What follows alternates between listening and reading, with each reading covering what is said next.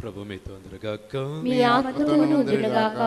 పునీత లూకా రాసిన పవిత్ర సువిశేషంలోని భాగము. ప్రభువా మీకు మహిమ కలుగునుగాక. పునీత లూకా రాసిన సువార్త 19వ అధ్యాయము 1వ వచనం నుంచి 10వ వచనం వరకు.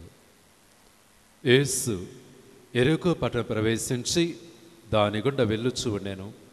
అక్కడ సుంకరుల ప్రముఖుడు జక్కయ్య అను పేరు గల ధనికుడు ఉండెను. అతడు యేసును చూడవలెనని ప్రయత్నించాను. కానీ పొట్టి వాడగుడు చేతను జనసమూహము ఎక్కువగా ఉండుట చేతను చూడలేకపోయాను. కనుక అతడు ముందుకు పరుగు తీసి ఆ దారిని పోవనున్న యేసును చూచుటకై ఒక మేడు చెట్టును ఎక్కాను.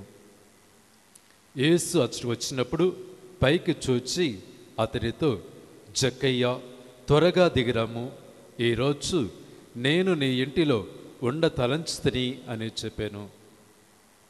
అతడు వెంటనే దిగివచ్చి ఆనందముతో ఆయనకు స్వాగతము పలికెను. ఇది చూచిన వారందరూ ఈయన పాపి యొద్దకు అతిథిగా వెళ్ళెను అని సనుగు కొనసాగిరి.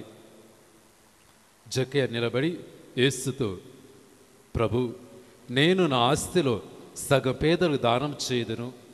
నేను ఎవనికైనాను అన్యాయం చేసినచో 4 రెట్లు అతనికి ఇచ్చివేయుదును అని చెప్పాను. అందుకు యేసు, నేడు ఈ ఇంటికి రక్షణ వచ్చినది. ఎలైనా ఇతడును అబ్రహాము కుమారుడే. మనుష్య కుమారుడు తప్పిపోయిన దానిని వెదకి రక్షించుటకు వచ్చి ఉన్నాడు అని అతనితో చెప్పాను. ఇది క్రీస్తు సువిశేషము. క్రీస్తువా మీకు స్తుతి కలుగునుగాక.